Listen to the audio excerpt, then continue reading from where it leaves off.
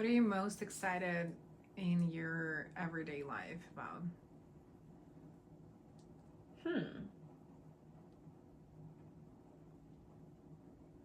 I hate to sound too dramatic, but also I'm an actress. But through my healing journey, I realized I was very much living in survival mode all of my life. So to finally not only be the version of myself that my little kid self is proud of, but now I don't have to live in survival mode. So I'm really excited to continue the journey of forming new neural pathways and new ways of thinking and being and operating. I had someone share some hot goss with me the other day, and they're like, oh, what hot goss do you have? And I was like, that is some crazy lore that you just shared with me, but also I really try not to engage in gossip anymore. Easier said than done sometimes, but if I can consciously notice the vibes are getting low frequency, either let's pick them up or let's dip out. So it's very much catching things before they gain too much momentum in an unwanted direction. So I'm excited to embark on a whole new journey as Sammie Ray. Also, for me, getting past 27 was a big goal, and I know that sounds dramatic, but there were nights where I was like, someone take care of my dog. I'm good. I don't want to do this anymore. Oh, that makes me sad to admit. Sorry. It's okay.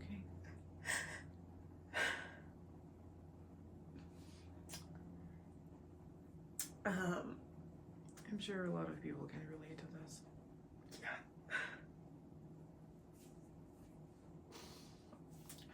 Because no one likes admitting that, No one likes admitting that, yo, my fucking brain can't rock this shit no more. It's too much. But I am very grateful that God has sent me angels along my journey. Very much so. And I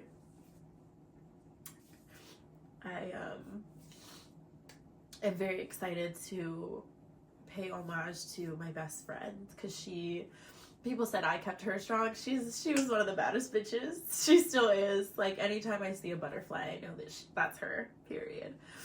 And You have a butterfly. yeah, that's her with me always. But yeah, I think I finally cracked the code on how not to get to that point where I'm and for me it is writing a song, 100%.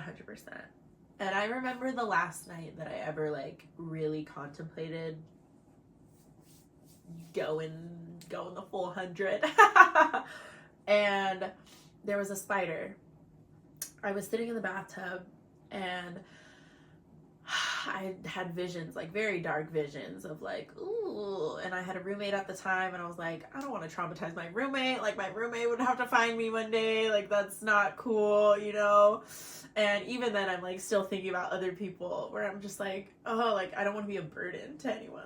I don't want to. If I'm feeling this way, I don't want to make anyone else feel this way. And I saw this little spider, and I feel my normal brain goes oh, kill the spider, And the other part of me was why the fuck would I kill a spider when I want to kill myself? I'd rather kill myself and let the spider live. The spider's just chilling. And it was in that moment that I had a journal with me while I was in the bath, and I wrote a poem for the spider. Where I was you have I'd rather you live a wonderful life than me off us both. What? Don't do that. And that was very much the last time that I ever seriously contemplated it, because I was either I'm full mental right now, which, hey, maybe I was still detoxing from my old apartment and stuff like that. But to sit and contemplate a spider's life over mine really put things into perspective, where I was just write a song. And And hopefully one day someone will know that they're not alone and their life is just as valuable as a spider, if not more. I remember last time I was very close to something like this. You know what held me back? Same thing. I literally thought about others. I am in so much debt with my immigration. I have huge debt on me. And I knew that if anything happens with me, someone's got to pay that. Right. And I was like, fuck. I told myself, I'm going to do my best to pay that off. I give myself like a year something. If by that point I still want to go, I go. But I will not let anyone down, and I will not let anyone deal with my shit. Right. Like, I want to leave nothing behind. Amen, sister. Yeah, I was right there too, where it's like, hurt people. Yeah. But when you're aware that you're hurting, Yeah. I feel like it makes a really big difference. Because I think people are hurt, but they're trying to pretend like they're fine. Yeah. And the sad reality is that those are the people that then are traumatizing the shit out of society. And that's the last thing that I wanted to do. The last thing I wanted to do was continue to be savage, because I didn't realize that the savage side of me was just trying to protect me. But she comes in with a fire extinguisher and a knife, and there are little kids and no fire. And it's like, this is not the way to handle the situation. And so, you know, through a lot of yoga and breath work and meditation, and I did past life regressions, I was like, there's no fucking way that this is all trauma from this life alone. Like, I am seeing and feeling shit that is so embedded within me that Oprah, like, Dr. Phil, like, we need a professional. But yeah, when you realize the gravity of and power and strength of your existence, you can honor it. And then I feel like suicide is such a, obviously it's an intense topic, but we haven't talked about it because it's so fucking icky. It fucking sucks. It's so uncomfortable. And people are like, oh my God, like, don't say that. And it's like, okay, well, if I don't say it, I'm going to hold it in, suppress it, and then you'll find me in a bathtub. And, like, no one wants that. And one of my favorite stories. So the song, the Most Beautiful Suicide Song that I wrote, it's actually an epic poem for this woman named Evelyn McHale. And she was 23 years old, suffered from depression, and was engaged to her fiance, but felt like she wouldn't make a good wife, and just had low self-esteem, low self-worth, and no self-love. And she commits suicide by jumping off of the Empire State Building, off of the 86th floor, and landed on top of a limousine, the hood of a limousine, and was perfectly intact, but landed like she was holding her pearls, had her ankles crossed, and was dressed like a lady. So and a nearby photography student took the photo 4 minutes after she landed. And this photo is called The Most Beautiful Suicide. I saw this picture when I was a junior in high school. Keep in mind, I had already been experiencing suicidal thoughts for a year and a half, almost 2 years at that point. And I saw it and was just like full body goosebumps. I was like, first of all, this is stunning, but also like so heartbreaking. And also, like, I bet she had no idea that her pain and sorrow would go down in history as like something so remarkable and beautiful, even though it was something that literally like led to her demise. And so I wrote this song as like a representation of that sacrifice. And yeah, it's heavy, but also it's like it honors, I think, the choice. And it's like, I pray that those who do suffer from those kinds of thoughts remain strong, because it's not easy, especially when you are alone facing that. I even want to like thank the people that were there for me. I mean, I'll probably have to cut this out, but like my ex, he was there for me on one night that I was very much like ready to be like, please just go. And he was like, yeah, fucking right. Like, I'm not going anywhere. And at the time, one, my brain was just so in it that I couldn't even think about like, oh, how is this affecting him?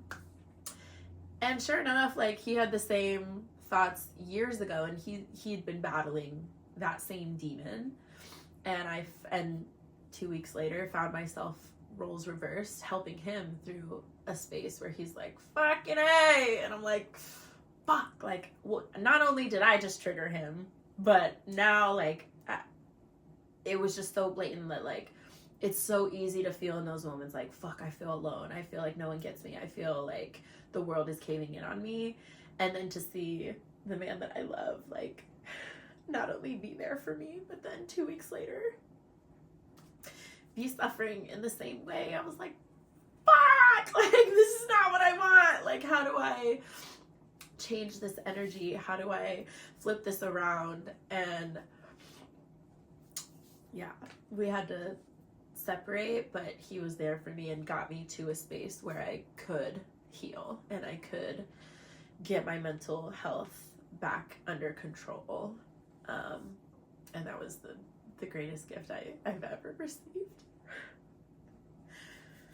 I know it's not really too far off, which is great.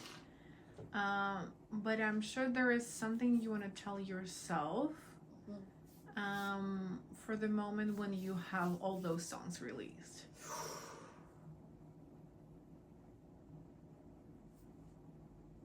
We fucking did it. Amen. Glory be to the Lord. Turn up. But I think one of my biggest fears about 27 was dying at 27 and then all my music like blowing up after I die and shit like that, where I'm like, I would love to see the world transform with my music.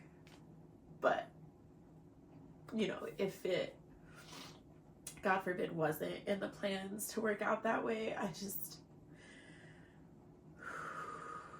I feel things very deeply.